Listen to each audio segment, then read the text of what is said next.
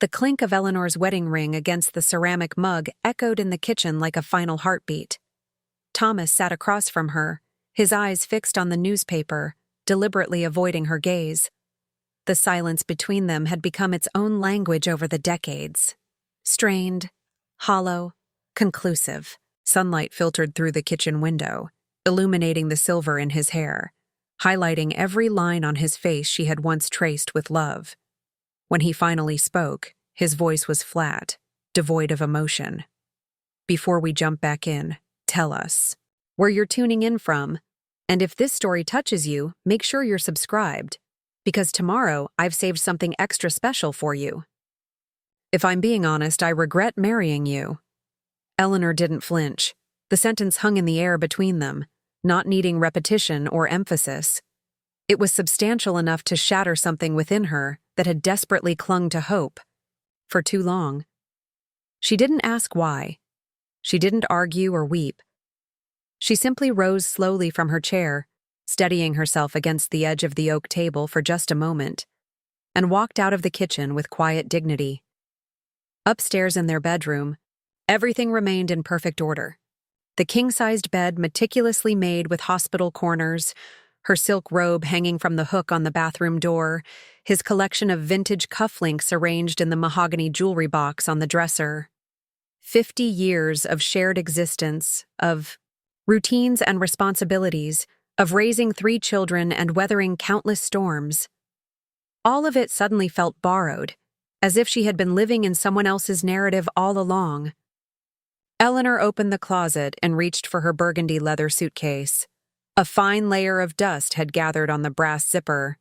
Each movement was deliberate as she packed, folding clothes with precision, not because she intended to return, but because she still honored what they had once meant to each other. As she placed her worn leather diary into the side pocket of her luggage, she paused. That diary contained every moment she couldn't express aloud, every disappointment she'd endured, with grace, every celebration that went unacknowledged, every night she'd silently wept into her pillow while he slept soundlessly beside her. She reconsidered. Eleanor removed the diary, walked to her nightstand, and tucked it gently into the drawer. Perhaps it belonged there, in the home she had created in the story she was no longer willing to inhabit. Downstairs, Thomas remained seated, staring into his coffee as if searching for justification in its depths. He didn't ask where she was going. He didn't attempt to stop her. For a man who claimed to regret their entire marriage, he appeared oddly serene, or perhaps just relieved. She collected her car keys from the crystal dish by the door, the one they'd received as a wedding gift from his mother, now long deceased.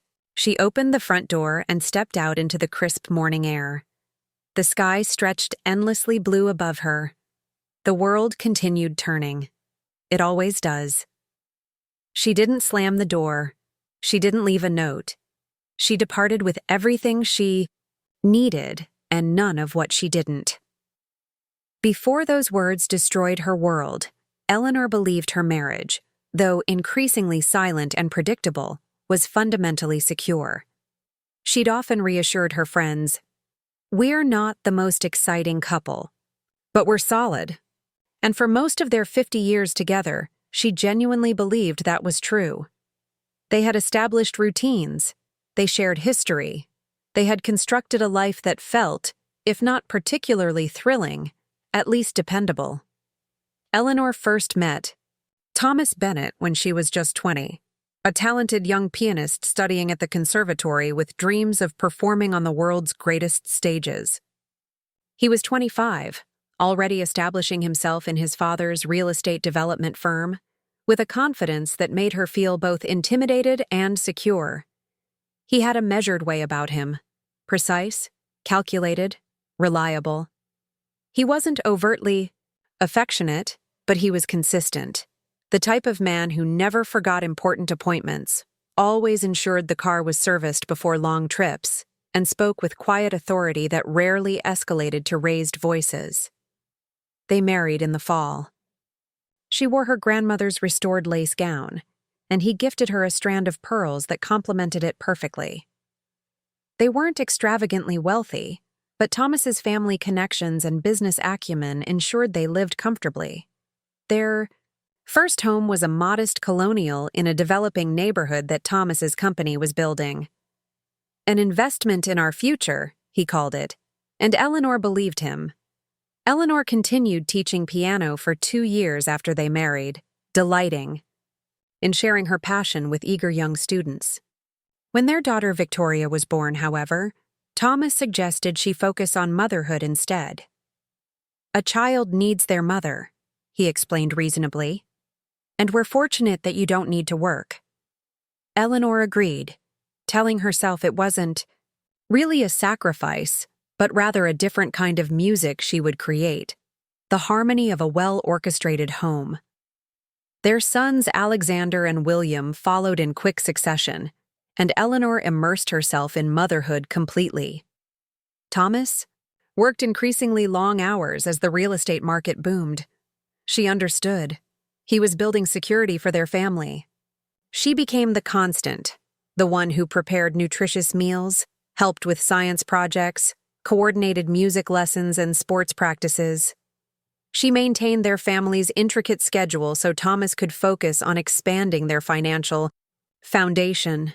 Every Sunday morning, Eleanor prepared a special breakfast, Belgian waffles with fresh berries and hand-whipped cream, and they would all gather around the dining table together. Their sacred tradition, maintained even as the children grew older and life's demands intensified. As the years progressed, Eleanor found unexpected satisfaction in the details others overlooked. Perfectly pressed shirts hanging in Thomas's closet, color coordinated by shade, fresh flowers arranged in crystal vases throughout the house. The way she remembered everyone's preferences. Thomas liked his coffee with precisely 1 teaspoon of sugar. Alexander preferred his sandwiches with the crusts removed. Victoria needed her laundry folded in specific ways. She became a curator of comfort, an architect of ease for those she loved. Preparing and narrating this story took us a lot of time, so if you are enjoying it, subscribe to our channel. It means a lot to us. Now back to the story. When the children left for college and careers, the quiet settled into their home like an unexpected guest. Eleanor had anticipated they might travel, perhaps visit the European cities she'd always dreamed of seeing, or at minimum find new shared interests to explore together. Instead, Thomas retreated further into his familiar patterns. He became increasingly absorbed in business journals and investment reports, often responding to her questions with distracted grunts or leaving the room mid-conversation. Eleanor told herself this was simply the natural evolution of a long marriage. Not every love story maintained its passion indefinitely. That was a romantic notion best left to fiction, wasn't it? Still, she discovered joy in smaller pursuits. She joined a book club with her friend Margaret, volunteered teaching piano to underprivileged children at the community center, and began experimenting with gourmet cooking techniques she'd never had time to master before. Whenever she prepared something special, she presented it with hopeful anticipation, waiting for Thomas to notice her efforts. Sometimes he offered brief appreciation. More often, he ate mechanically, his mind clearly elsewhere. There were pleasant moments, too. Evenings when they would sit on the back porch watching fireflies emerge at dusk while sharing a bottle of wine. Mornings when he would surprise her with fresh croissants from the French bakery downtown. Those intervals mattered enormously to Eleanor.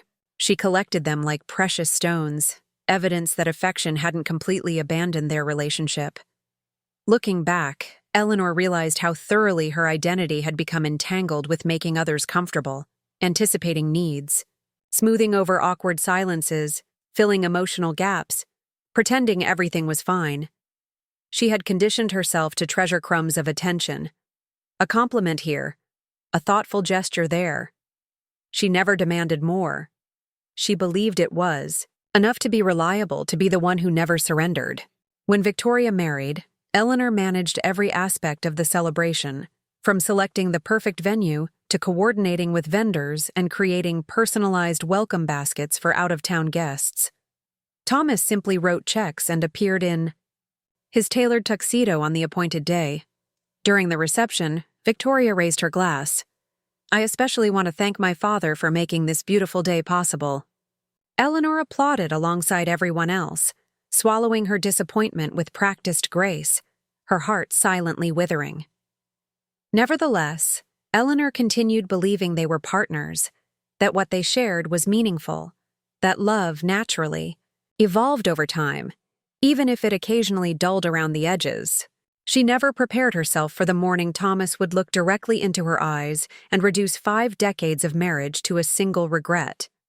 Because despite all the warning signs, the silences, the indifference, the perfunctory responses, Eleanor had maintained faith in them until he spoke those words, and her entire reality tilted beneath her feet. The first time Eleanor truly questioned her place in Thomas's heart occurred during what should have been a celebration. The moment was so subtle it might have passed unnoticed by anyone else, but it remained with her long after others had forgotten. It was their 40th anniversary. Victoria and her husband had flown in from Seattle. Alexander had taken time away from his surgical residency, and William had returned from his diplomatic post in Brussels. Margaret had helped Eleanor arrange an intimate dinner party at their home.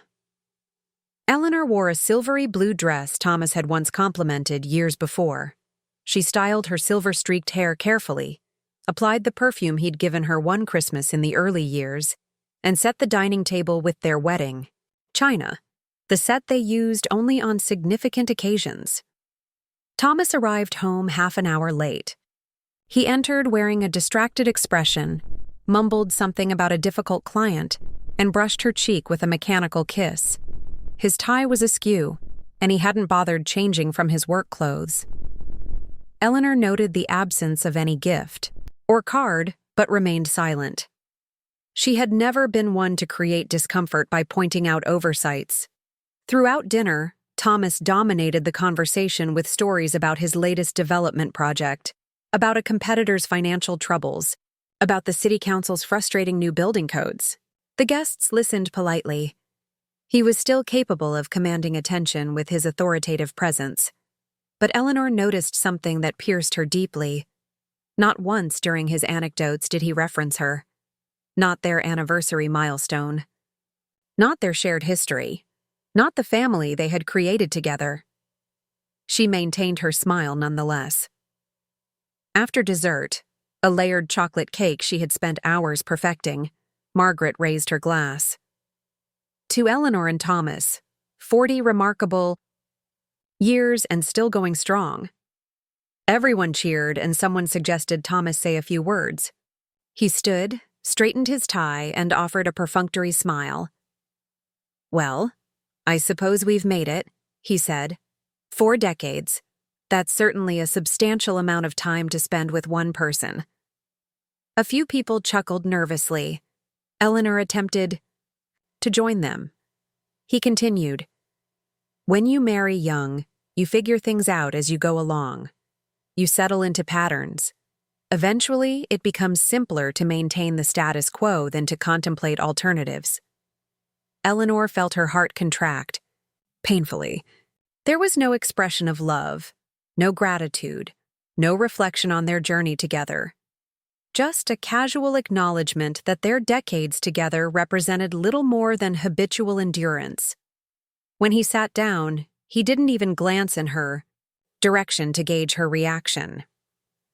That night, after their guests departed, Eleanor cleaned the kitchen while Thomas settled in his study with a glass of scotch and the evening news.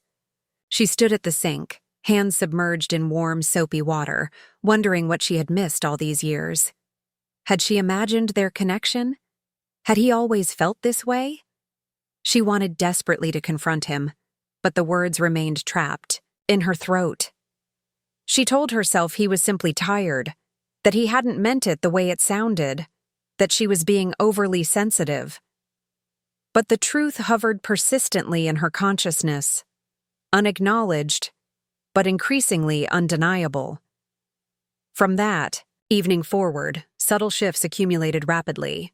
She observed how Thomas would interrupt her mid-sentence, completing her thoughts with dismissive impatience. How he began rolling his eyes when she reminded him of family obligations or social commitments. How he never inquired about her activities. And when she volunteered information about her day, he would respond with, "That's nice," without looking up from his phone or newspaper. Once, while reading a new novel that had deeply moved her, she attempted to share a particularly beautiful passage with him. He waved her away, saying, "You always get so emotional about these things. It's just fiction, Eleanor." The dismissal stung, but she closed the book quietly and retreated to another room. During a neighborhood gathering, someone asked Eleanor about her volunteer work with young piano students now that she had more free time. Before she could answer, Thomas interjected, "She's become a professional worrier these days, always arranging something or other for someone. Can't sit still for 5 minutes." The men around him chuckled appreciatively. It wasn't his words alone that wounded her, but the casual indifference with which he diminished her contributions, as if she were merely an amusing anecdote rather than his life partner. Eleanor gradually began questioning when exactly she had transitioned from being an equal to becoming an afterthought. She still prepared dinner every evening, still left thoughtful notes in his briefcase, still massaged his shoulders when he complained of tension. But something fundamental had altered. His appreciation had evaporated, not through anger or betrayal, but through something perhaps more insidious: sheer indifference. He had stopped seeing her, or perhaps he had deliberately chosen not to. Eleanor noticed everything. She simply didn't want to acknowledge the painful reality yet, so she convinced herself it was merely a phase. That extended marriages inevitably weathered periods of disconnection. That love, like an antique hardwood floor, occasionally creaked under pressure, but still supported the weight of commitment. She patched over the growing fissures with hope, with shared history, with habitual devotion. But deep within, something had already begun to fracture, and she suspected, even then, that someday it might shatter completely. It wasn't a dramatic betrayal that ultimately fractured Eleanor's spirit. It was the persistent, methodical erasure of her presence. Like wallpaper gradually fading in sunlight until the room feels inexplicably barren. Thomas never shouted. He never raised a hand against her. He didn't pursue other women, at least not that she discovered. Instead, he withdrew in increments so subtle they were almost imperceptible until, cumulatively, they became impossible to ignore. It began with mornings. He used to bring her coffee in bed every Sunday, always prepared precisely as she preferred. It, with a splash of cream and a half-teaspoon of honey. Now he made only his own, walking past her without acknowledgement. When she asked if he might join her for breakfast, he would glance at his watch. "I've got emails waiting." She still prepared his favorite breakfast anyway. Poached eggs, on sourdough with fresh herbs from her garden. They frequently grew cold, untouched. He stopped saying goodnight. That absence wounded her most profoundly. For nearly 50 years, regardless of fatigue or distraction, Thomas had always murmured those words to her. Sometimes from the bathroom while brushing his teeth, sometimes already half asleep. But it had been their consistent ritual. One night, Eleanor whispered, "Good night, Thomas," as she settled beside him. No response followed. She waited expectantly. Nothing. She knew he was awake. His breathing hadn't yet acquired the rhythmic pattern of sleep. The next evening, she said nothing either. And so, the silence established new roots. Thomas began scheduling business dinners and social engagements without informing her until the last moment. She would discover his plans when he was already dressed to leave, adjusting his cufflinks in the hallway mirror, casually mentioning, "I'll be late tonight." When she inquired whether she should expect him for dinner, he replied, "Don't trouble yourself. These investor meetings bore you anyway." That wasn't accurate. She had always enjoyed accompanying him, wearing her favorite pearl earrings, hearing him occasionally reference her community volunteer work. but he hadn't invited her to join him in over 18 months. On Sundays, Eleanor continued preparing their traditional family breakfast, even though their children now lived in different cities with families of their own. Thomas stopped coming downstairs until everything had grown cold. He offered various justifications: urgent emails, portfolio reviews, general fatigue. He wasn't deliberately unkind, just consistently absent, like a boarder sharing her house rather than a husband sharing her life. When Eleanor tentatively expressed feeling isolated, he informed her she was being unnecessarily sensitive, or reading complications into simple situations. Eventually, she stopped mentioning her emotions altogether. Her birthday passed without acknowledgement. When she gently reminded him the following day, he appeared irritated. "Haven't we moved beyond making a production of these things at our age?" They had never reached any such agreement. In fact, the previous year, she had spent an entire afternoon baking his favorite German chocolate cake from scratch, the recipe handed down from his mother. That evening, Thomas didn't ask what she might like for her birthday dinner. Eleanor microwaved leftover chicken casserole and ate alone at the kitchen counter while he watched financial news in his study. Occasionally, Eleanor would find herself studying her reflection in the hallway mirror, not searching for beauty, simply checking whether she still appeared substantial enough to be noticed.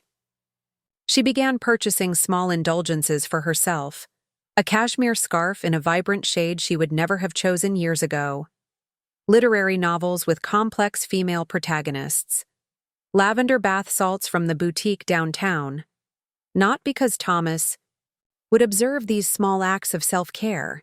He didn't, but because they reminded her that she still existed beyond her role in their marriage.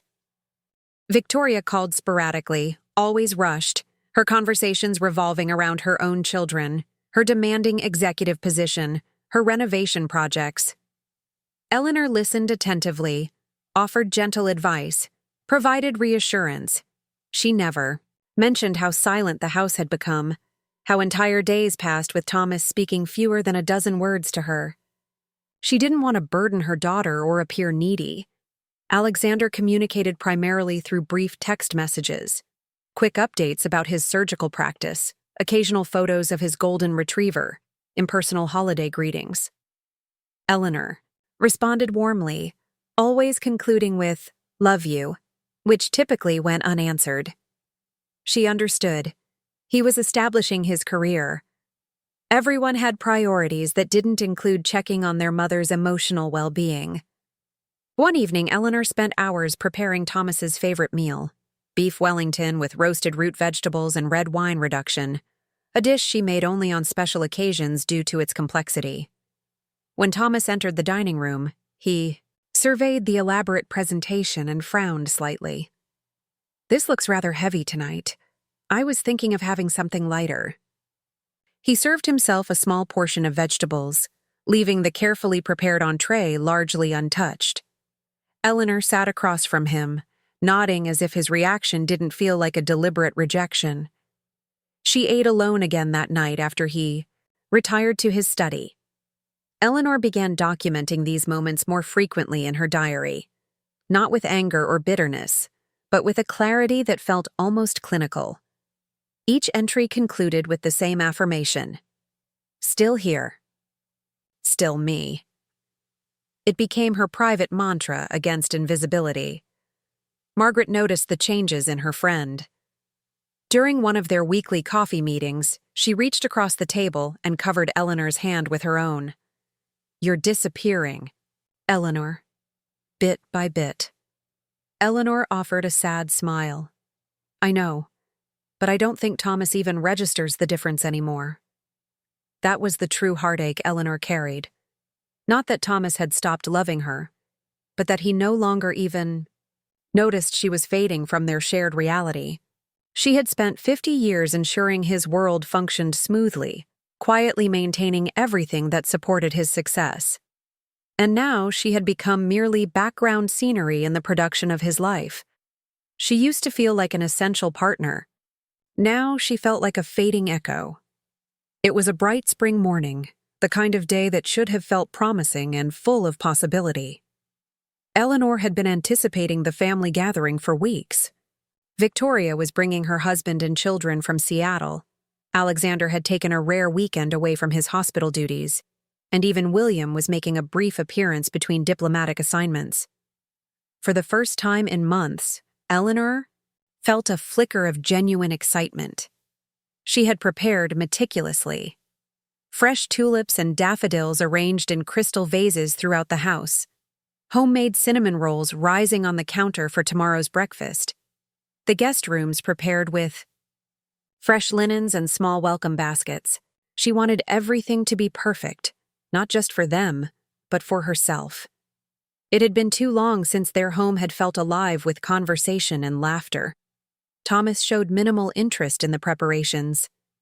He had hardly looked up when she mentioned the specific arrival times or asked if he would pick up William from the airport. "Just tell me where I need to be and when," he had said, returning to his financial newsletter. She tried not to let his indifference dampen her spirits. The morning of the gathering, Eleanor was up before dawn, putting finishing touches on the brunch menu. Fresh fruit, parfait, layered in elegant glasses, a savory quiche with herbs from her garden, and Thomas's mother's famous scones that the children had always loved. She set the dining table with their best china and silverware, folding linen, napkins into delicate fans, placing name cards at each setting, a touch she hoped would make everyone feel especially welcomed. Thomas came downstairs late, already dressed in his golf attire, scrolling through messages on his phone as he poured himself a glass of orange juice. Eleanor, still wearing her apron, greeted him with a hopeful smile. "I've made all your favorites," she said, sliding a tray of warm pastries onto the table's center. He glanced briefly at the elaborate spread. "Didn't we have quiche the last time they visited?" The criticism stung, but Eleanor maintained her composure. "Victoria specifically requested it," she replied, arranging fresh flowers in the centerpiece. The doorbell rang, announcing the first arrivals. Victoria burst in with her characteristic whirlwind energy, children racing ahead of her, husband trailing with luggage. She barely made eye contact with Eleanor before directing her attention to the living room, calling out to Thomas about their difficult flight. Alexander arrived next, warm as always, giving his mother a genuine hug and complimenting the inviting atmosphere she had created.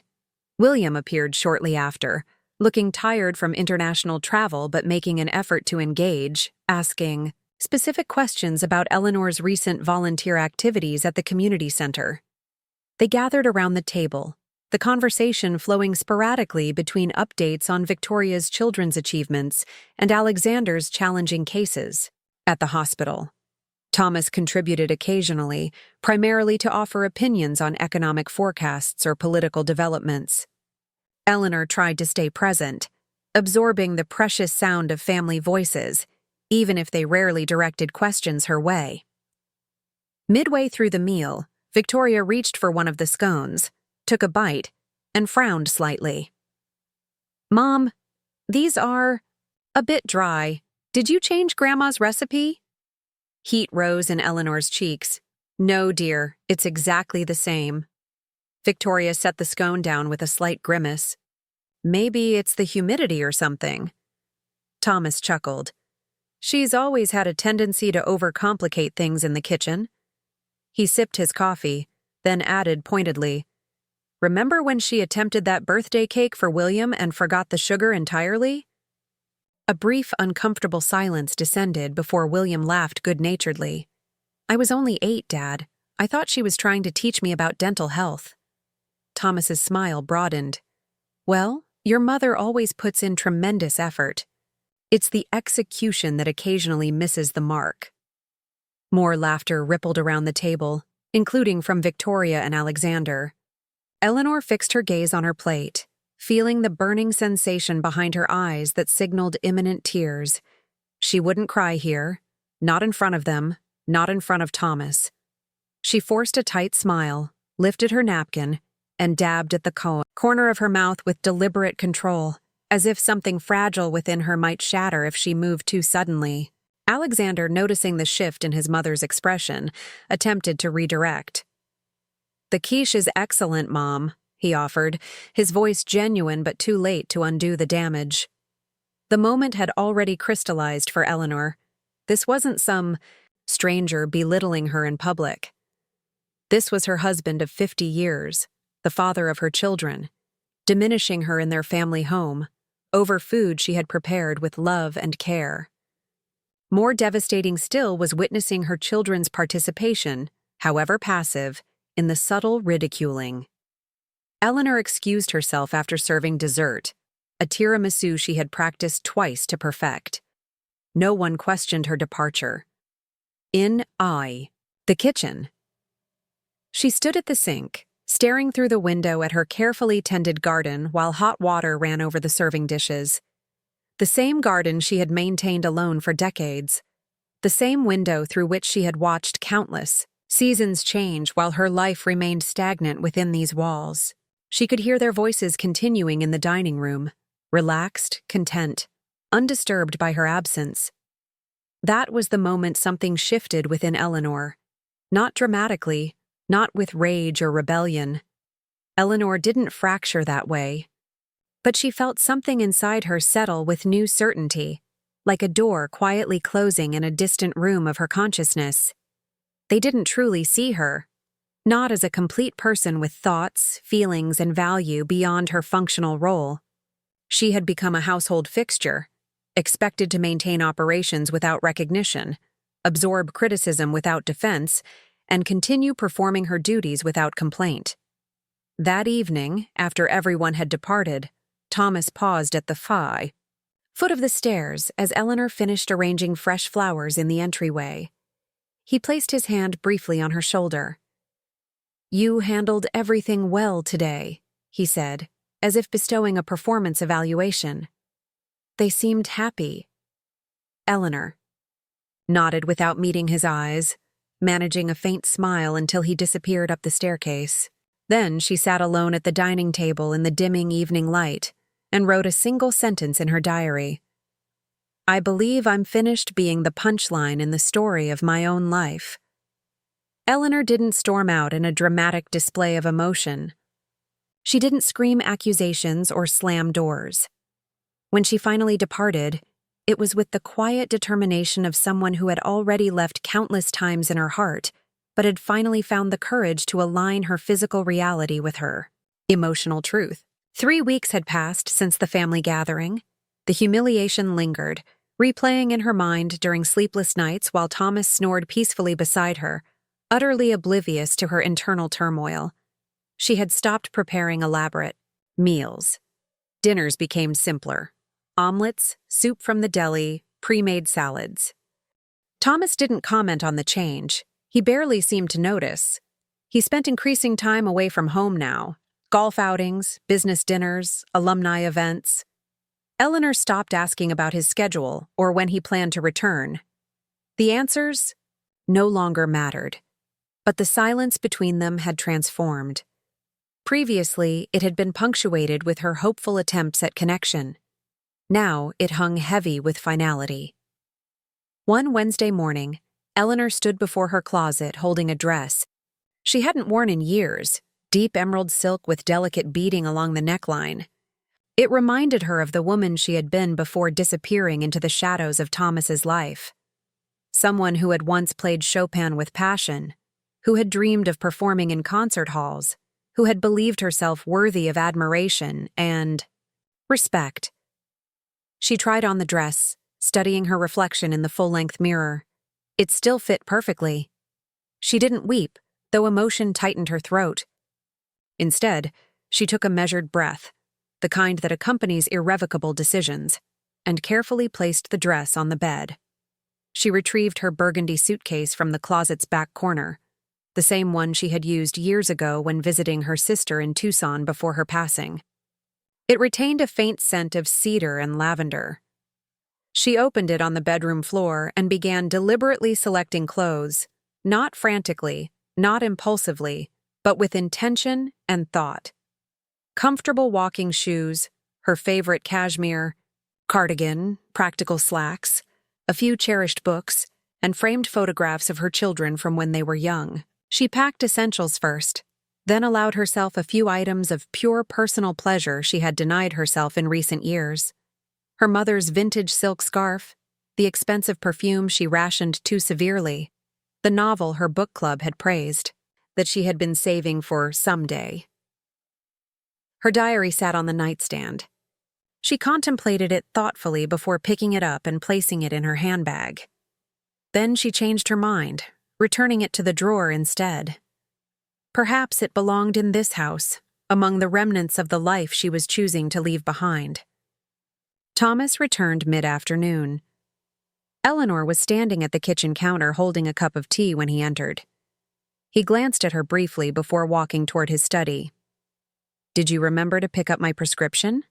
he asked without pausing. She didn't answer. He turned back with mild irritation. "Eleanor?"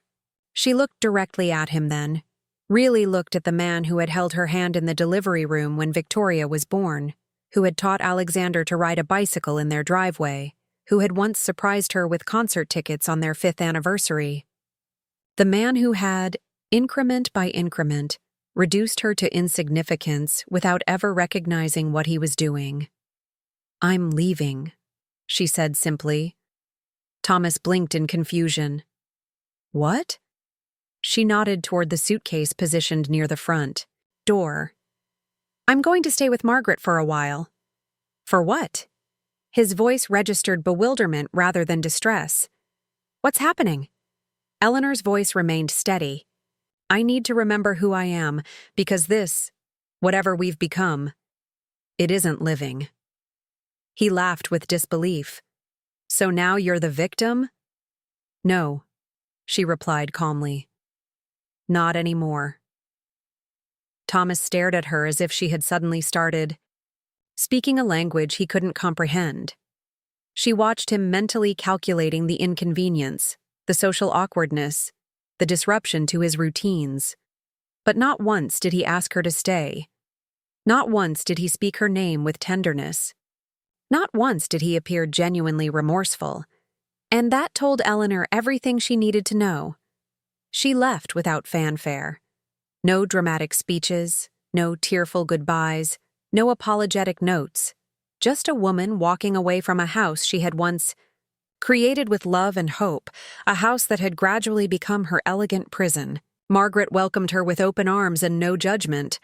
Her closest friend for 30 years didn't bombard her with questions or offer platitudes. She simply showed Eleanor to the guest room and said, "This space is yours for as long as you need it." That first night in Margaret's guest room, Eleanor sat on the edge of the twin bed, her suitcase still closed beside her. The room was peaceful, too peaceful. For the first time in decades, no one expected her to prepare tomorrow's meals. No one dropped laundry at her feet. No one made her feel like an inconvenience in her own space. Yet her chest ached, not from regret but from release. She opened her diary and wrote, "I'm not angry. I'm not bitter. I'm not broken. I'm simply exhausted from being invisible. Today, I chose to be seen, even if only by myself." Outside the window, wind rustled through the trees as if whispering, "Finally." Eleanor hadn't anticipated the sharpness of quiet. The first week at Margaret's passed in a blur of adjustment. The guest room was bright and comfortable, a twin bed with a patchwork quilt, a small writing desk beneath the window, a bookshelf filled with mysteries and historical novels. Margaret had placed fresh flowers on the dresser and extra towels in the attached bathroom, making every effort to help Eleanor feel welcome. But nothing about it resembled the life Eleanor had known for 5 decades. It felt like she had stepped into someone else's existence, someone with freedom, someone with choices, someone unburdened by constant dismissal. Each morning, Eleanor woke to birdsong outside her window, rather than Thomas's indifferent back turned toward her side of the bed. For a disorienting moment, she would forget what had transpired, expecting to find herself in her marital bedroom. Then reality would resettle as she noticed her burgundy suitcase still placed beside the dresser, her slippers positioned neatly beside the unfamiliar bed. She had left. She had walked away from her home, from the man who had stopped valuing her presence, from 50 years of quiet disappointment. And now what? Initially, Eleanor experienced numbness rather than catharsis. She moved mechanically through basic routines, helping Margaret prepare meals, participating in polite conversation over tea, accompanying her to the local grocery store. But internally, Eleanor felt hollow, as if she were merely playing a role in someone else's production. There was no immediate sense of liberation, only disorientation. She didn't know how to exist when she wasn't constantly anticipating and fulfilling someone else's expectations. Who was Eleanor Bennett when she wasn't serving as Thomas Bennett's wife? On the fourth night, restlessness propelled her into Margaret's kitchen after her friend had retired. The clock on the microwave glowed 1:17 a.m. She stood motionless in the darkness, hands gripping the counter's edge, staring unseeingly at the shadowed shapes of appliances. A heaviness pressed against her chest, not panic or fear, but a profound emptiness she couldn't articulate. She opened the refrigerator, not from hunger, but from the need for purposeful movement. The light illuminated rows of neatly arranged containers. She closed it again without removing anything. She walked to the pantry, then the window, then back to the counter, her movements increasingly agitated. Finally, she sank to the kitchen floor, drawing her knees to her chest, and buried her face in her hands. She didn't sob dramatically. Her tears fell quietly, a surrender rather than a breakdown. She reflected on everything she had done correctly. Throughout her marriage, the birthdays remembered, the shirts meticulously ironed, the thoughtful advice offered, the endless patience extended, and confronted the devastating realization that none of it had ultimately mattered. She had given her best self to people who had come to expect her devotion like a basic utility, taken for granted until it malfunctioned. Not maliciously, merely carelessly. They didn't need her, not genuinely. Even Victoria hadn't called. Since learning of her departure, Alexander had texted once, "Checking in, hope you're okay, love you." William had left a slightly longer voicemail expressing concern, but concluding with, "I'm sure you and Dad will work things out." Eleanor didn't blame them. They had their own complicated lives, but the loneliness of being forgotten by the very people around whom she had constructed her entire existence, that was the cruelest revelation. Eleanor remained on the floor for nearly 2 hours. When her knees finally ached from the hard tile, she raised herself carefully, using the counter. For support, she poured a glass of water and drank it slowly, as if the simple act might fill some of the emptiness inside her. That night, sleep eluded her completely. She lay awake watching moonlight trace patterns across the ceiling, her mind circling through memories and questions. Around 3:00 a.m. she rose and retrieved her diary from her handbag. Sitting at the small desk near the window, she opened to a blank page. Silvery moonlight streamed through the curtains as she wrote, "I feel invisible not merely to others, but to myself. I don't recognize who I am when I'm not being useful to someone else. I don't understand how to be valued without earning it through service." Tears finally flowed freely, not with dramatic sobbing, but with the quiet intensity of long-suppressed truth. Rock bottom, Eleanor realized, didn't always announce itself with catastrophic events. Sometimes it arrived in the form of a tidy guest, room, a glass of water at midnight, and the devastating recognition that she had forgotten how to exist as the protagonist in her own narrative. But beneath the grief, something stirred. Not strength or clarity, not yet. Simply awareness. She wasn't okay. She wasn't anywhere close to okay. But for perhaps the first time in decades, she had acknowledged this truth aloud.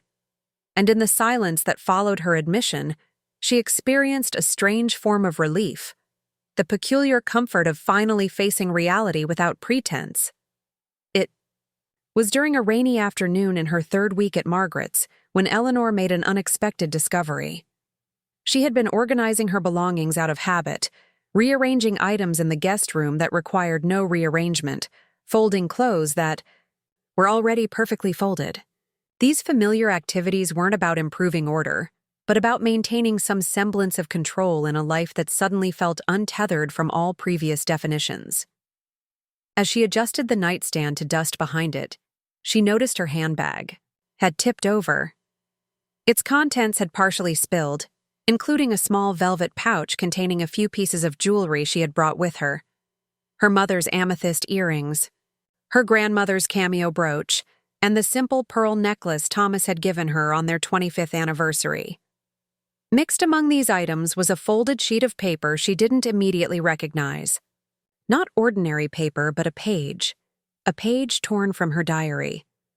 One of the older entries, creased and slightly faded along the fold lines. The date at the top read August 15th, 1985. Nearly 40 years ago.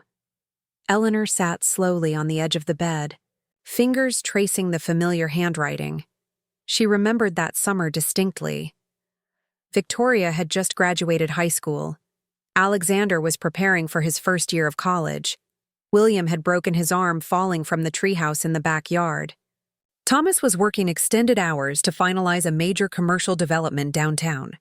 She began reading. I believe Thomas still loves me, but I miss being truly seen. Not merely observed physically, though sometimes that too. I mean seen as someone whose thoughts deserve consideration, whose feelings carry significance.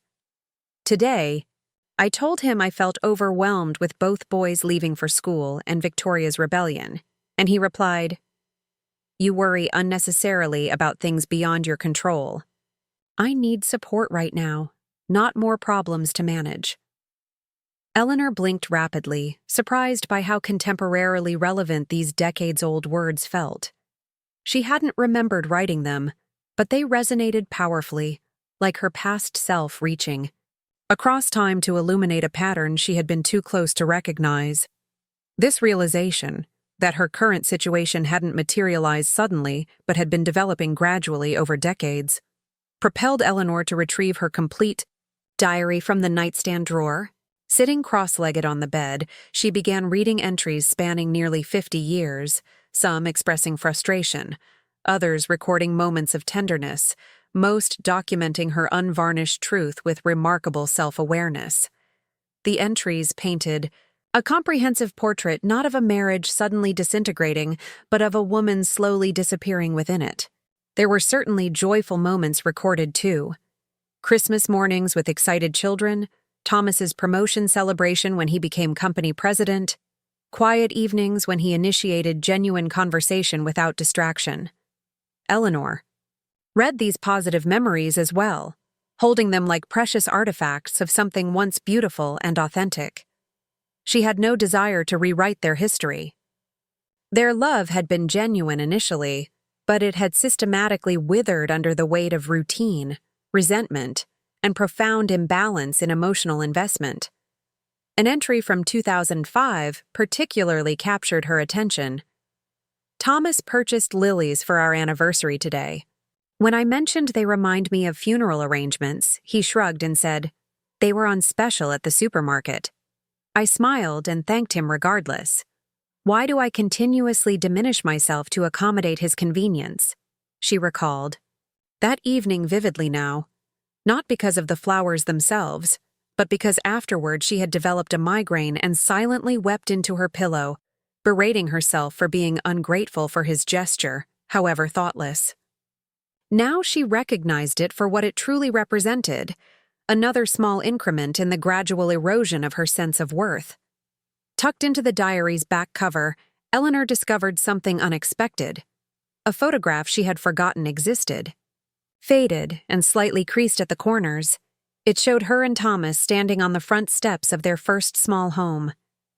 His arm was wrapped around her shoulders possessively. She was captured mid-laugh, head tilted back, eyes bright with uninhibited joy. Eleanor studied that image for several minutes. It struck her profoundly that she couldn't remember the last time she had laughed like that. Not a polite social chuckle, Not an appropriate response to someone's anecdote, but genuine, unrestrained happiness. The realization simultaneously wounded and sparked something within her. The pain didn't magically transform, but beneath it, a question emerged, quiet, yet increasingly insistent. If that version of herself had once existed so naturally, might fragments of her still remain, waiting to be reclaimed? That evening, Eleanor didn't cook or clean or make tea as she had habitually done since arriving at Margaret's. Instead, she sat by the window watching raindrops trace patterns down the glass, the photograph resting in her lap, her diary open to a blank page. She didn't immediately write anything new. For once, she simply sat with her truth, allowed herself to feel it fully without attempting to minimize or rationalize it. And in that suspended moment, surrounded by decades of her own voice, Eleanor didn't feel lost or diminished. She felt, perhaps for the first time in years, genuinely seen, not by Thomas, not even by Margaret, but by herself. And that recognition represented the first tentative step toward reclamation. Eleanor's awakening didn't arrive as a thunderbolt revelation. There was no dramatic moment of clarity, no cinematic epiphany set to inspirational music. Instead, it emerged gradually like dawn light seeping through drawn curtains, gentle, persistent, and ultimately impossible to ignore once it fully arrived. It began the morning after she rediscovered her journal entries and the photograph. She woke before sunrise, the house still wrapped in pre-dawn stillness, and walked barefoot to Margaret's kitchen. Her friend had left a note on the refrigerator. The previous evening. Early yoga class, back by 9:30, help yourself to anything. A small smiley face punctuated the message, a tiny gesture that made Eleanor feel genuinely considered. She prepared a cup of Earl Grey tea and carried it to the small alcove window overlooking Margaret's garden.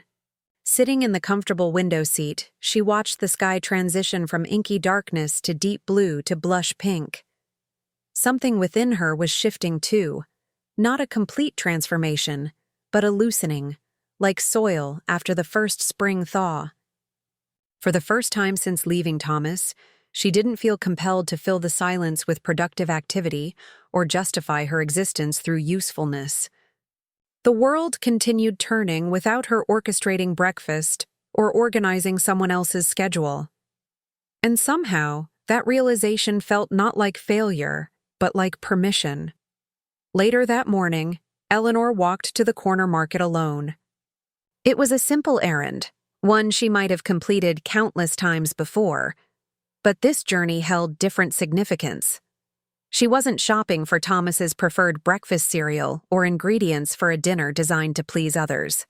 She was selecting items that appealed specifically to her: tart apples, sharp cheese, crusty bread, and chocolate-covered ginger cookies she had always denied herself as an unnecessary indulgence. As she browsed the aisles, she found herself humming softly, an old Chopin nocturne she had played during her conservatory days. The cashier, a young woman with vibrant purple hair and multiple earrings, smiled as she rang up Eleanor's purchases. "That's a beautiful melody," she said, handing Eleanor her change. "Thank you," Eleanor responded, surprised by the observation. When was the last time someone had noticed anything personal about her beyond her functional role? She walked home in gentle spring sunshine, feeling strangely buoyant. Not happy exactly. The wounds were still too fresh for happiness, but present in a way she hadn't experienced in decades. That afternoon, Eleanor explored Margaret's neighborhood on foot. The previous day's rain had left everything washed clean, colors more vibrant against rain-darkened surfaces. Cherry trees bloomed along the sidewalks, dropping pale pink petals that swirled in gentle breezes. Children had drawn elaborate hopscotch patterns in colored chalk that still clung to the concrete despite the rain. Eleanor found herself breathing more deeply, paying attention to physical sensations she had long ignored: the rhythm of her comfortable walking shoes against the pavement, the particular quality of afternoon light filtering through new leaves, the way her body moved through space with surprising resilience despite her 70 years. Most remarkably, for the first time in years, she didn't feel as if she were gradually disappearing. Each step on the unfamiliar sidewalk seemed to imprint her more firmly into the present moment, into the physical reality of her own continuing existence. Eleanor began journaling differently. Instead of documenting instances of invisibility or neglect, she recorded impressions and possibilities. Her entries transformed from passive observations into gentle inquiries and tentative intentions. I wonder if the community center needs piano instructors. What would it feel like to attend a concert alone? Perhaps I could learn watercolor painting. Margaret mentioned classes at the senior center. Each question represented not merely an activity, but a reclaiming of agency. Small declarations of selfhood beyond her previous identities, as wife, mother, and homemaker. Margaret noticed the subtle changes. Over dinner one evening, she observed, "You're carrying yourself differently." Eleanor tilted her head questioningly. "Am I?" "You used to curve inward, protecting something vulnerable," Margaret explained, gesturing toward her own chest. "Now your shoulders are back. You're taking up more space. You're more present." Eleanor considered this assessment. "I think I'm waking up," she said simply. A few days later, Margaret invited her to attend a watercolor class at the Community Arts Center. Eleanor's initial instinct was to decline. She had never considered herself artistic outside of music. She told herself she lacked natural talent, available time, sufficient reason. But these were echoes of old patterns, the habitual self-denial that had characterized so much of her adult life. "I'd like that," she heard herself saying, surprising both Margaret and herself with the ready acceptance. The following Saturday morning, Eleanor found herself standing before an easel, a palette of vibrant colors arranged before her, a blank canvas awaiting her interpretation.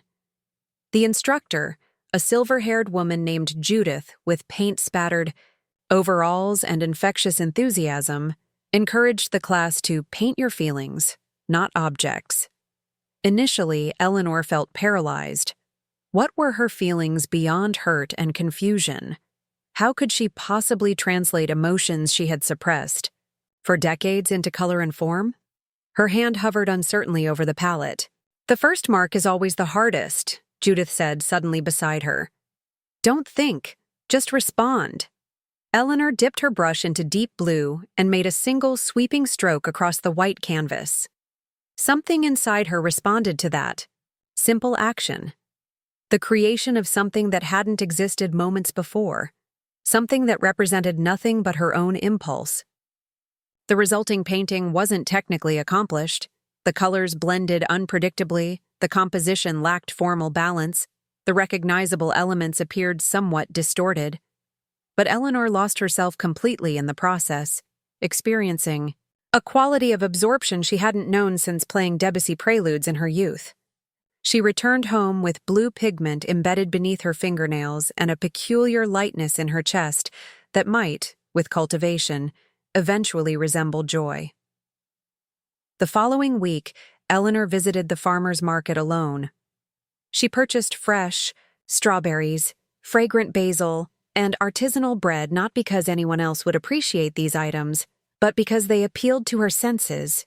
That afternoon, she prepared a simple but beautiful lunch and ate it on Margaret's patio, savoring each bite without rushing, allowing herself the luxury of pleasure without purpose. She called William without waiting for him to contact her first. Their conversation flowed more naturally than it had in years, perhaps because she wasn't trying to extract validation from the exchange or present a carefully edited version of her experience. When Victoria texted with her customary terse updates, Eleanor responded warmly but didn't chase further communication or apologize for her continued absence from the house. She acknowledged Alexander's concerned messages without defensiveness or lengthy justification of her decisions. One morning, Eleanor studied her reflection in the bathroom mirror. not critically assessing flaws or signs of aging as had become her habit, but truly seeing herself as she currently existed. The silver hair she had maintained in a conservative style for Thomas's approval. The laugh lines etched around eyes that had witnessed 7 decades of history. The slight softening beneath her chin that she had once considered disguising with scarves. She whispered to her reflection, "You're still here." It wasn't a dramatic declaration of self-love or instant healing. It was simpler, and therefore, more profound. Recognition of her continued existence as a person worthy of acknowledgement. Eleanor's awakening wasn't about revenge or proving anything to Thomas or their children. It wasn't even primarily about asserting independence, though. That was certainly one component. At its core, her transformation concerned remembering, returning to the young woman who had once played Chopin with passionate intensity, who had dreamed of possibilities beyond domestic excellence, who had believed herself deserving of reciprocal love. She was rediscovering the self that had been waiting patiently for her attention to return from its extended focus on others' needs and preferences. And now, Eleanor wasn't merely surviving. She was beginning, tentatively but authentically, to live again. Eleanor didn't announce her subsequent decisions. She didn't deliver dramatic declarations of intent, publish revelatory social media posts, or send pointed messages through mutual acquaintances. Such theatrical gestures would have been entirely foreign to her nature. More importantly, they would have granted Thomas too much continued influence over her evolving narrative. Instead, she began preparing for her future with the same quiet, methodical approach that had characterized her household management for 50 years. Thorough, thoughtful, and remarkably effective. She started by visiting First National Bank. Margaret drove her downtown, waiting patiently in the car without prying questions. Eleanor sat across from the personal banking representative, hands folded composedly in her lap, voice soft but unwavering as she stated, "I'd like to establish an individual account solely in my name." It felt surreal articulating this request. She hadn't maintained separate finances since before her marriage. Her original accounts had been merged with Thomas's within months of their wedding. This action represented planting a flag in territory she hadn't claimed as her own since her 20s. The representative asked if she wanted personalized checks. Eleanor smiled. "Yes, please, and the leather checkbook cover as well." With each signature on the required documentation, Eleanor experienced a quiet sense of reclamation. Not rebellion, not bitterness, simply agency. She wasn't hiding her actions, but she wasn't seeking permission either. That same week, she contacted the county property office and requested certified copies of the deed to the lakeside cottage her beloved aunt had bequeathed to her 15 years earlier. The modest property was titled exclusively in Eleanor's name, a detail that had seemed insignificant when she inherited it. Thomas had dismissed the cottage as too remote to be practical and not worth the maintenance headaches. Eleanor had rarely visited it after the initial inheritance, allowing Thomas's assessment to overrule her own attraction to the peaceful setting. Now this overlooked asset represented something precious: autonomy. Eleanor began methodically, organizing important documents. In a folder labeled Eleanor's Next Chapter, she placed copies of essential records: the property deed, her new bank account information, her birth certificate, her social security card, and her passport. She updated her emergency contact from Victoria, who still hadn't called since the family brunch, to Margaret.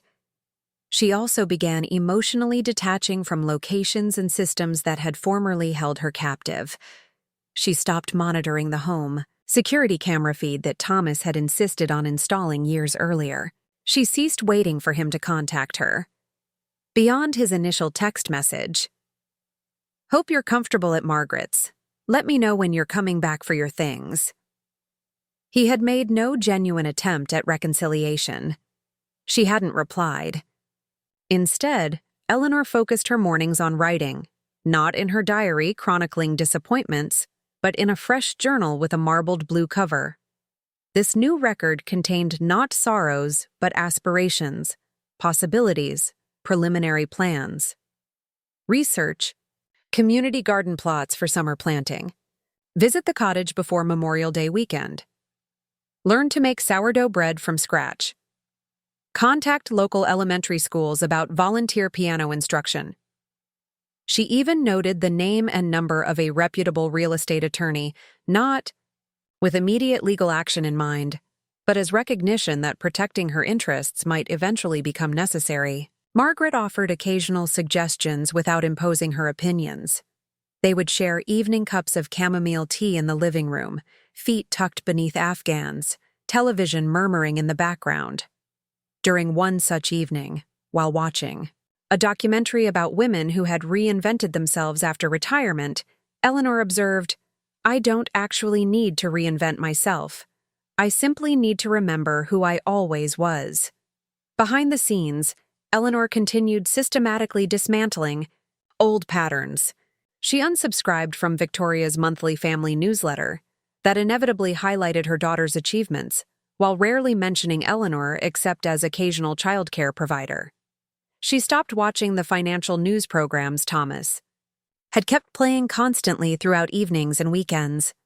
She even changed her phone's ringtone from the sharp electronic tone Thomas had selected to a gentle chime that reminded her of wind bells.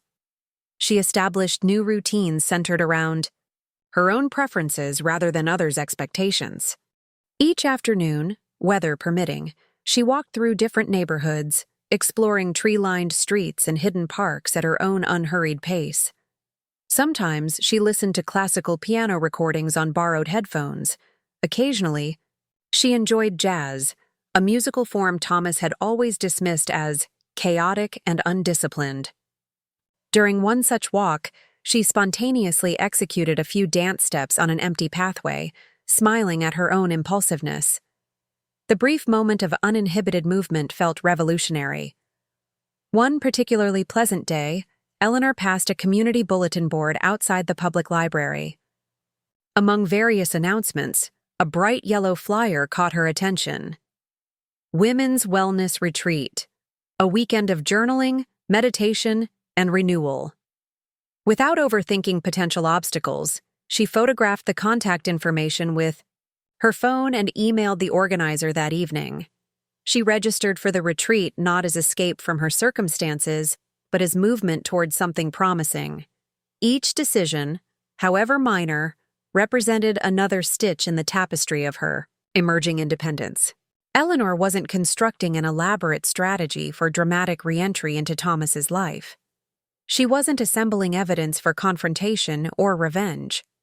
She wasn't even planning a permanent legal separation, though that possibility remained open.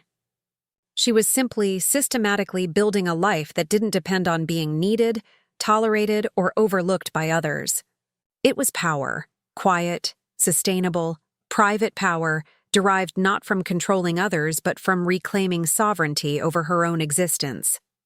As Eleanor filed the last document in her growing folder of possibilities, she experienced a moment of profound clarity. She wasn't trying to be seen by Thomas or anyone else anymore. She was becoming visible to herself, and that transformation was proving more revolutionary than any external validation could provide. Eleanor had never intended to seize power. She hadn't plotted retribution or composed a manifesto of demands. But something unexpected occurred when she stopped explaining her actions and seeking approval. The people who had previously overlooked her began noticing her absence and questioning their assumptions.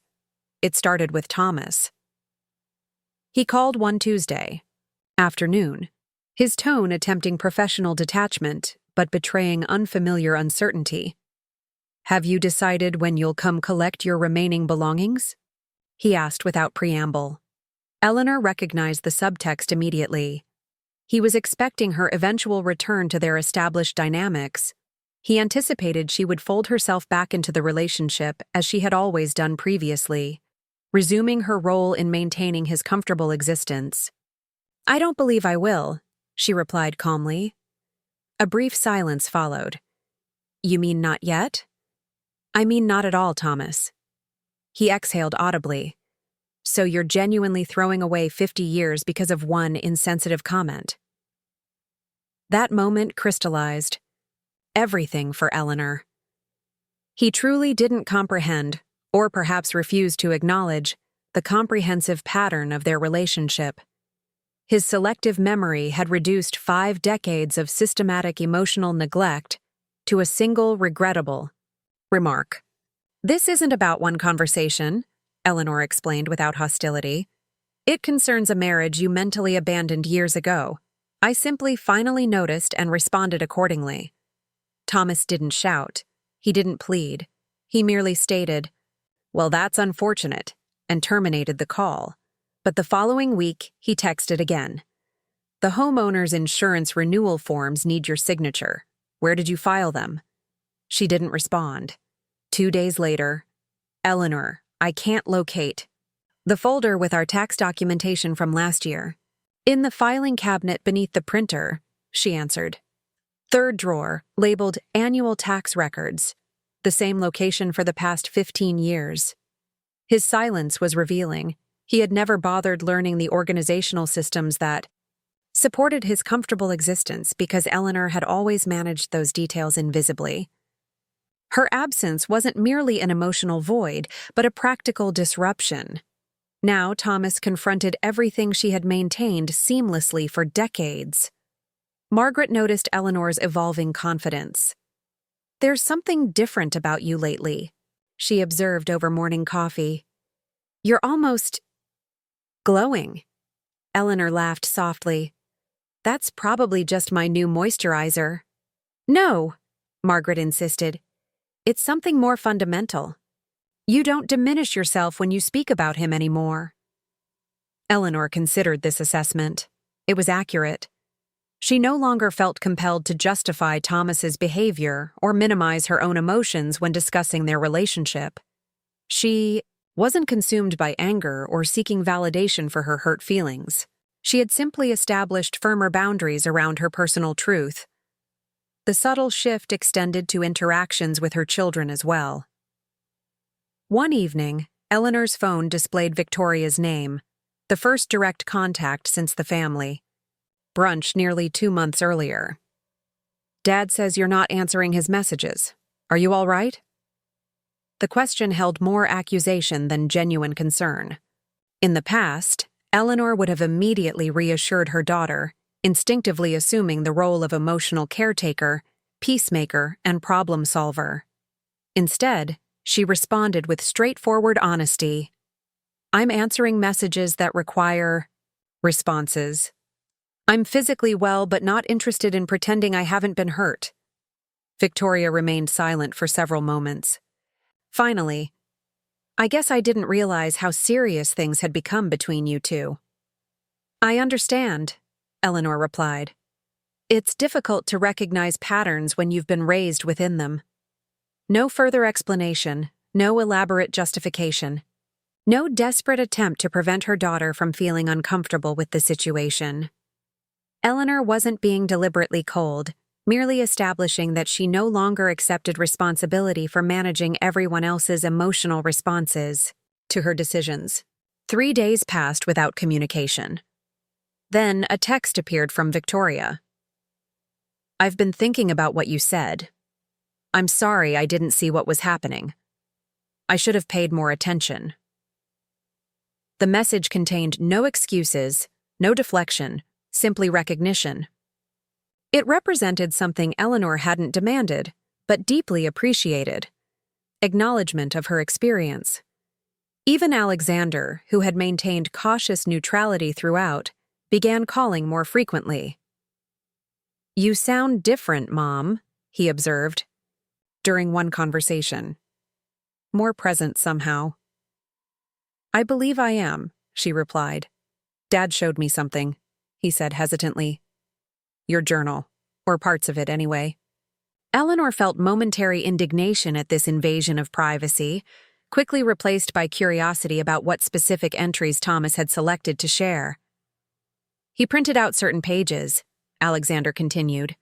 "At first I was confused. even slightly annoyed that you'd left without more explanation. But reading your words, Mom, I had no idea what you'd been experiencing all these years. Eleanor exhaled slowly. I never wanted you children caught in the middle. I simply reached a point where I couldn't continue diminishing myself to maintain the illusion of harmony. There was silence on the line before Alexander added softly, Dad's struggling. He doesn't express it directly, but I think reading your journal affected him profoundly. Eleanor wasn't surprised. Thomas had spent his entire life avoiding emotional discomfort, compartmentalizing inconvenient truths.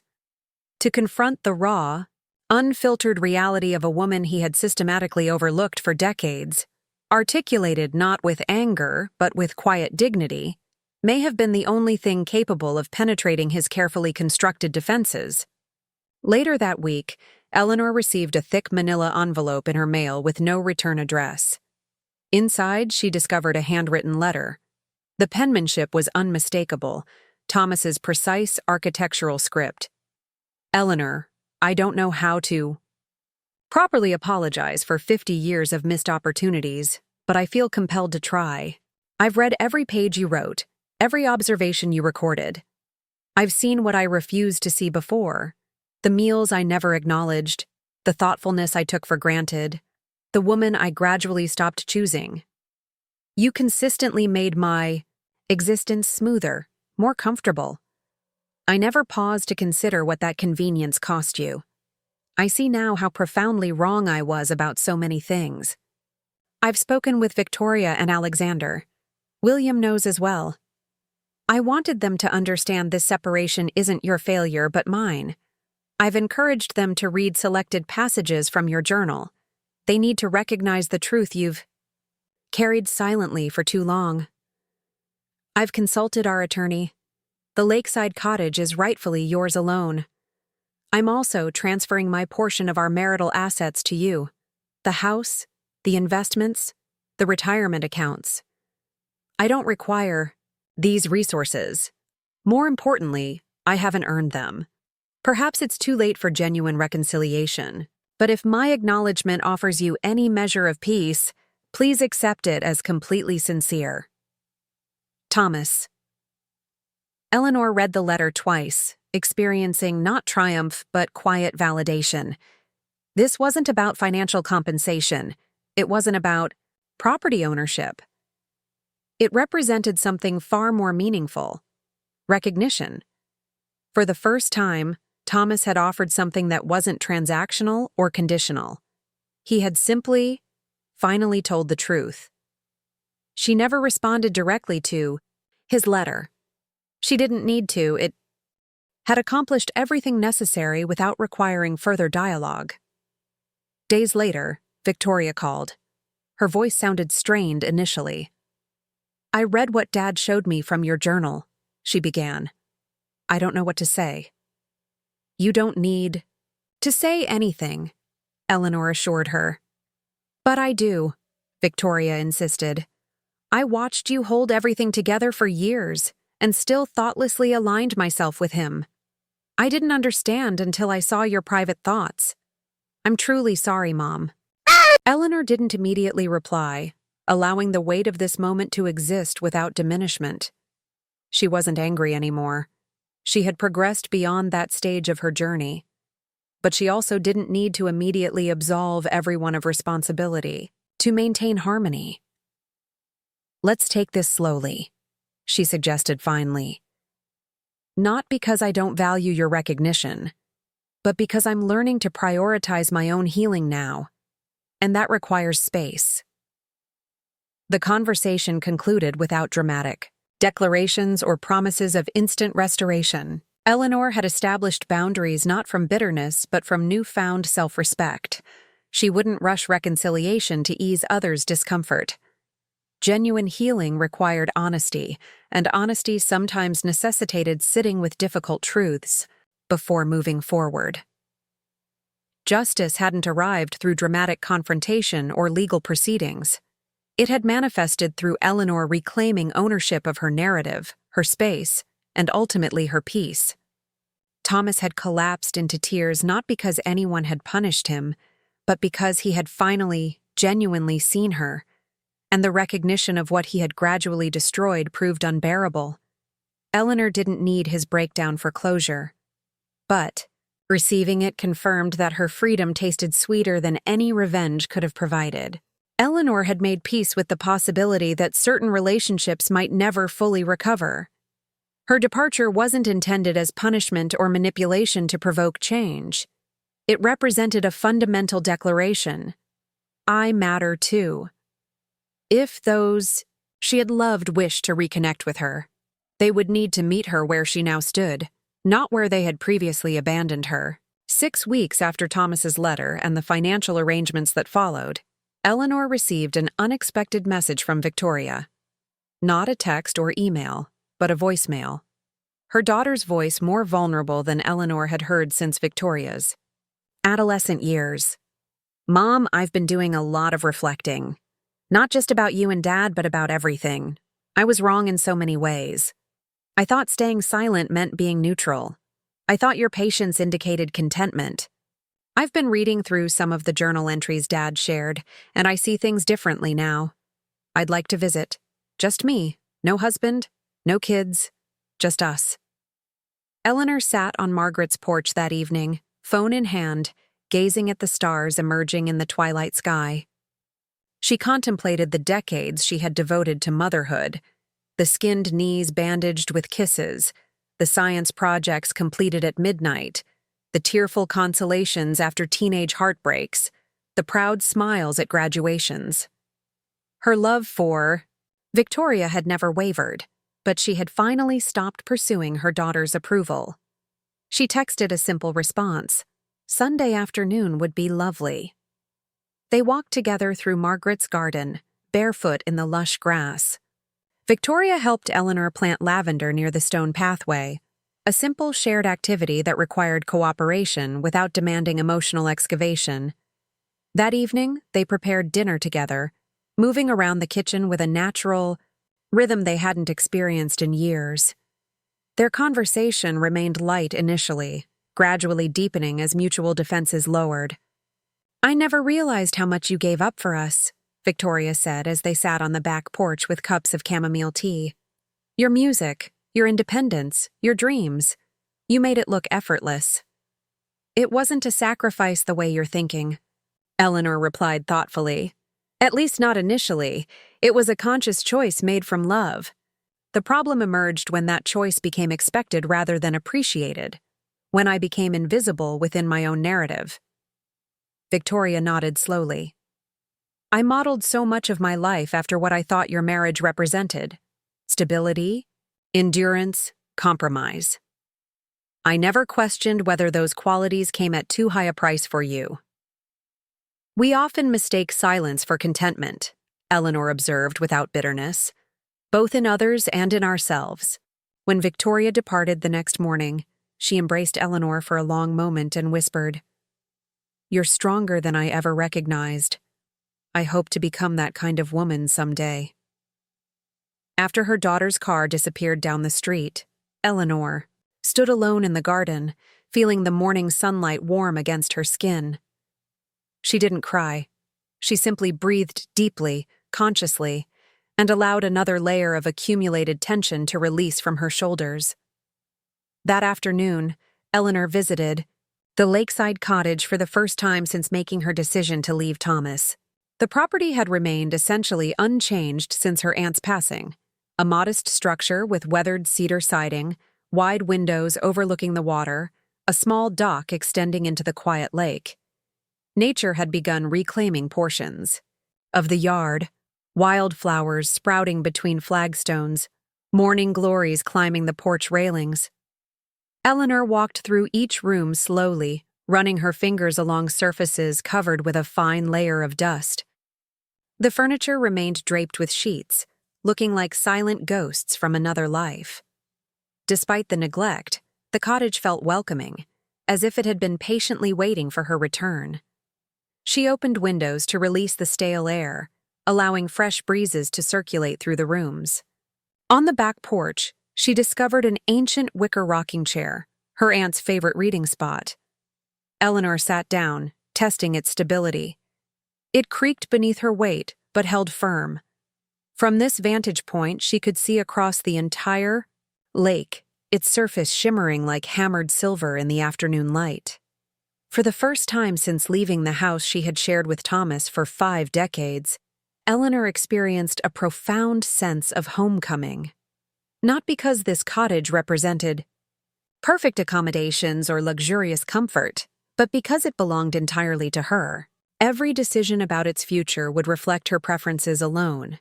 Every modification would emerge from her vision rather than someone else's expectations. She spent the afternoon creating lists, practical matters requiring attention before the cottage could become fully habitable. The roof needed inspection. The plumbing required updating. The overgrown garden beds awaited restoration. But unlike the endless household management she had performed for Thomas without recognition, these tasks represented investment in her own future. Each repair and improvement would enhance a space that was exclusively hers. As sunset approached, painting the lake with amber and rose reflections, Eleanor sat on the dock with her feet dangling above the water. No schedule demanded her attention. No one expected dinner at a specific hour. No subtle disapproval awaited if she chose to remain watching the stars emerge rather than attending to someone else's preferences. She smiled. Not from happiness. Exactly. Her emotional landscape remained too complex for simple happiness, but from a profound sense of sovereignty. She hadn't left Thomas to be alone. She had left to become whole. And now she wasn't waiting to be chosen. She was actively choosing herself each day, with each decision, with each breath. A week later, Eleanor received an unexpected text message from William.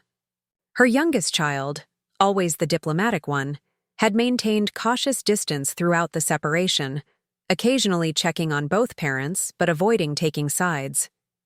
His message was brief but significant. Planning a visit next month. Would like to help with cottage repairs if you're amenable.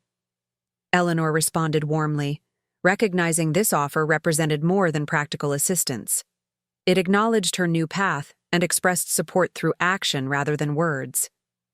When William arrived 3 weeks later, he brought professional-grade tools and respectful attention to her wishes rather than assuming he knew best for the property, or for her. They spent 4 days replacing rotted porch boards, clearing overgrown pathways, and installing updated fixtures in the bathroom. Their conversations while working remained light but genuine, focusing on present activities rather than rehashing past grievances. On his final evening before departing, William sat beside Eleanor on the newly restored porch steps. "Dad showed me parts of your journal," he said quietly. Eleanor nodded, unsurprised that Thomas had shared her writings with all their children. It seemed his way of explaining what he couldn't articulate himself. "He's different now," William continued, more reflective, less certain about everything. "Growth often requires discomfort," Eleanor observed. William turned to study her profile in the fading light. "Are you happier, Mom?" Eleanor considered the question carefully. "I'm more authentic," she replied finally. "Happiness feels like an oversimplification for what I'm experiencing. I'm reconnecting with myself after decades of disconnection. That process includes difficulty alongside liberation." William nodded slowly. "I always thought relationships were about compromise and endurance. Watching you now makes me question whether I've confused endurance with erosion in my own marriage." Eleanor placed her hand gently on his. "The difference lies in reciprocity. Mutual compromise strengthens connection. One-sided accommodation eventually destroys it." When William departed the following morning, he embraced her with new respect, not merely familial affection, but recognition of her wisdom and courage. Another relationship transforming not through dramatic confrontation, but through honest presence. Throughout the summer months, Eleanor gradually transformed the cottage into her permanent residence. She collaborated with local craftspeople on necessary repairs, selected furnishings that reflected her personal aesthetic rather than conforming to someone else's expectations, and established new routines centered around her own natural rhythms. She planted a modest vegetable garden with heirloom tomatoes, aromatic herbs, and flowers that attracted hummingbirds and butterflies. She joined the local library's book discussion group, where her thoughtful observations were welcomed and appreciated. She even volunteered at the community music program, teaching piano to children whose families couldn't afford private lessons. Each step represented not merely activity, but identity reclamation, rediscovering passions and interests that had gradually been subordinated to maintaining Thomas's comfortable existence. She wasn't becoming someone new. She was remembering who she had always been beneath the accumulating layers of accommodation and compromise. Alexander visited in late August, bringing his golden retriever and a week of unscheduled time, a rare luxury for a surgeon with his responsibilities. He helped Eleanor install bookshelves along the cottage's main wall and assemble a small piano she had purchased from a local estate sale. When the instrument was positioned perfectly beneath the lakeside window, he gestured toward it questioningly. "Would you play something?" Eleanor hesitated momentarily. She hadn't performed for anyone in decades. Thomas had gradually discouraged her playing, complaining about the noise when he was trying to read financial reports or watch television. Eventually, she had relegated her musical expression to times when she was alone in the house, and then, as years passed, stopped playing entirely. She sat on the bench, adjusting its height, and placed her fingers on the keys. Despite years of neglect, her muscle memory remained surprisingly intact. The Chopin Nocturne emerged hesitantly, at first then with increasing confidence, the gentle melancholy of the piece perfectly expressing her journey from constraint toward liberation. When she finished, Alexander remained silent for several moments. "I had forgotten how beautifully you play," he said finally, "or perhaps I never truly appreciated it before." "I had almost forgotten myself," Eleanor acknowledged. That evening, Alexander revealed something unexpected. "Dad asked me to deliver this." He retrieved an envelope from his suitcase. "He specifically requested I not mention it until after spending time with you on my own terms." The envelope contained a formal letter from Thomas's attorney confirming the transfer of all joint property into Eleanor's name, along with investment accounts that would ensure her financial security for the remainder of her life. Paperclipped to these documents was a handwritten note. "I understand material compensation doesn't address emotional damage. I offer this not to purchase forgiveness, but to acknowledge tangibly what I failed to recognize for too long. Your immeasurable contribution to everything we built together. The journals you left behind have become my education in what true partnership should have been." Eleanor placed the documents on her bedside table without immediate comment. Later, when Alexander inquired about her reaction, she simply said, "Fairness doesn't require my gratitude." Her response wasn't bitter or vindictive. It merely established that Thomas's belated recognition of her value, while appreciated, didn't create obligation for emotional caretaking or excessive gratitude. The financial settlement represented equity rather than generosity, acknowledgement of her half-century investment in their shared life. By early autumn, Eleanor had fully established her independent existence. The cottage transformation was largely complete, reflecting her preferences in every detail. From the lavender sachets tucked between folded linens to the collection of literary novels arranged by author on her new bookshelves. She had become recognizable to herself again, not defined by relationship to others, but by her own choices and values. Thomas had not attempted direct contact since the property transfer, seemingly respecting her need for separation.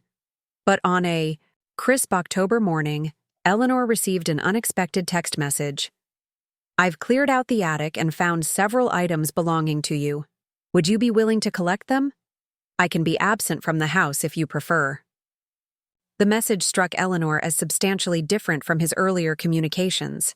The careful wording, the respect for her potential discomfort, the absence of manipulation or expectation. After thoughtful consideration, she agreed, not from any sense of obligation, but from practical interest in recovering meaningful possessions and, perhaps, achieving more definitive closure.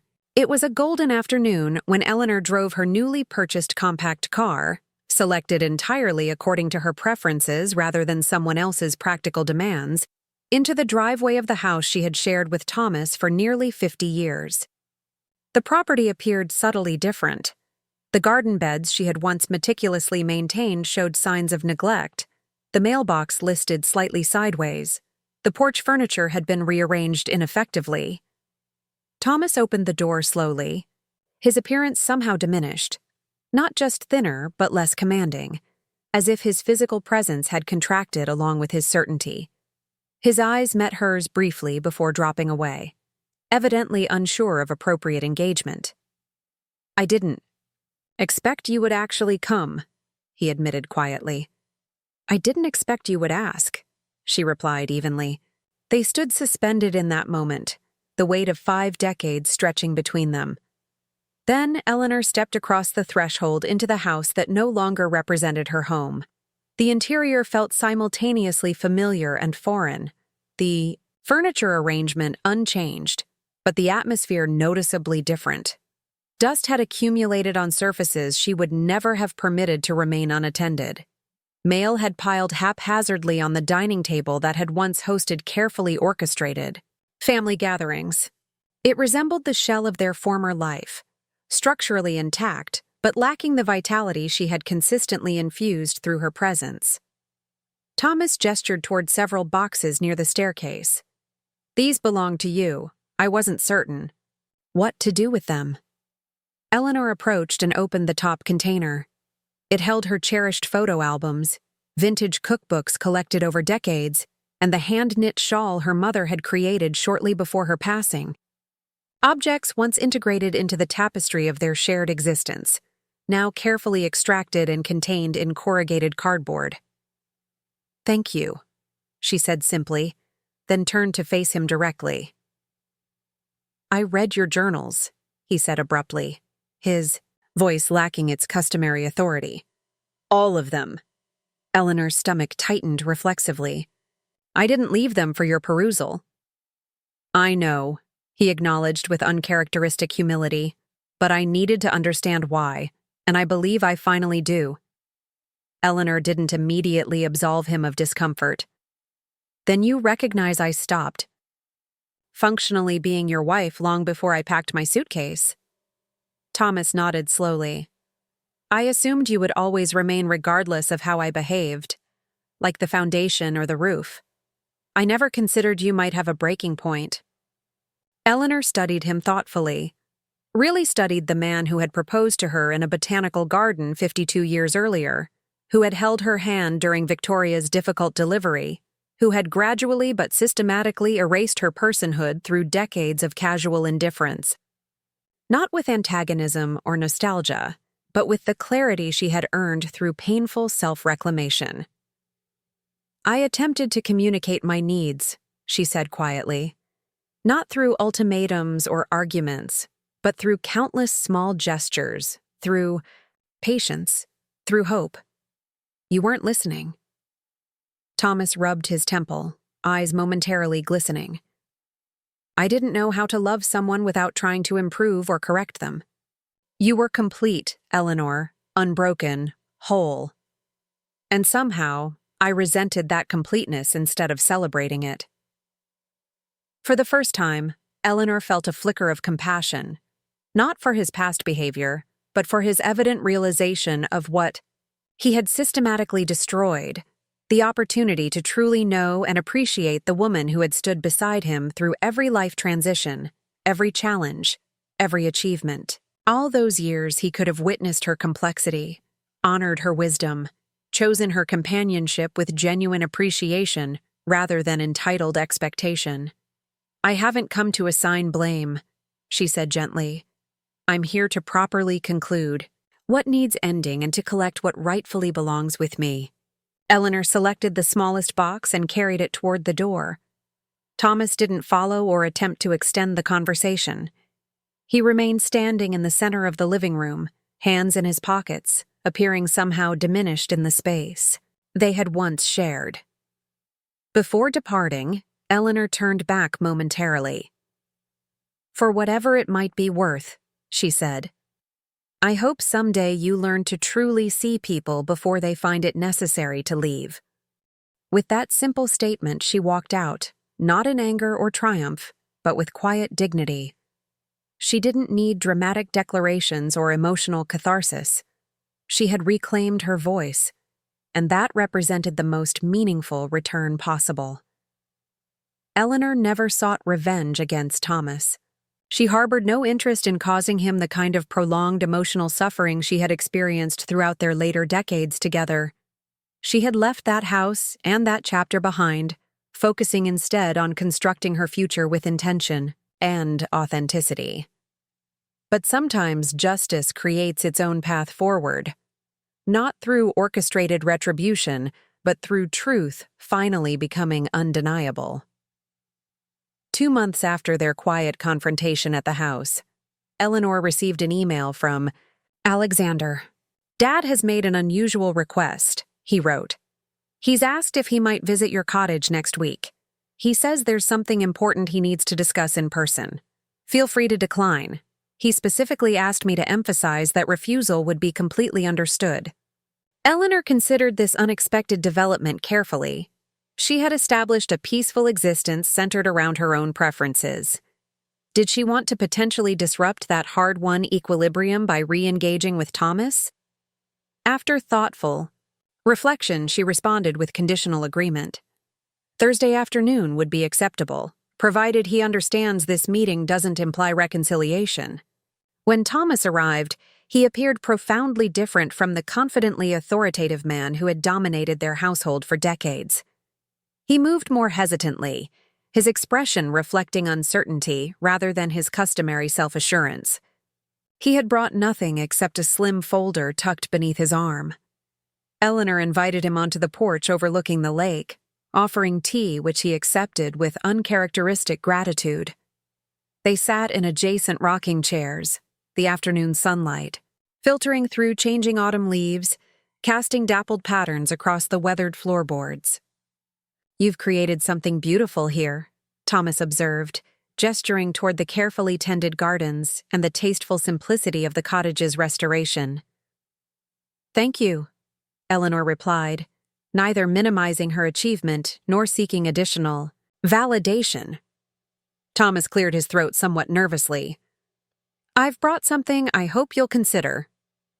He opened the folder and removed several typed pages.